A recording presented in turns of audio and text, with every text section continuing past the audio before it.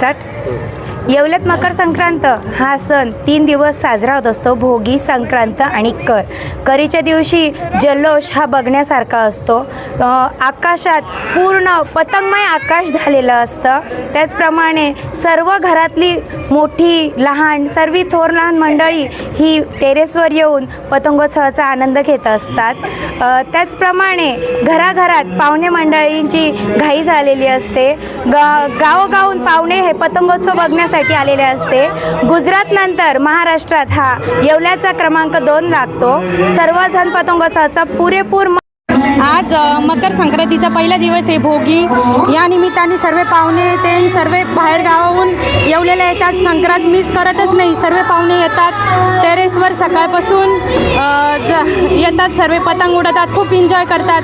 सर्व गच्चींवर डीजे वगैरे ते सर्व लावतात। भूक ताण सर्व मिटून आज दिवसभर गच्चीवरच थांबतात। मकर संक्रांतीच्या हार्दिक शुभेच्छा। आजपासून सुरू होणाऱ्या 3 दिवस हे संक्रांतीचे खूपच मजेशीर असतात आणि आज हा पहिला दिवस आहे भोगीचा म्हणजे संक्रांतीचा। तर त्यामुळं हा उत्साह आमचा काही कमी होणार नाही आणि आम्ही काही कमी करणार नाही। म्हणून संक्रांतीची आम्ही जोरात तयारी केलेली आहे आणि संक्रांतीचे सगळ्यांना खूप खूप शुभेच्छा।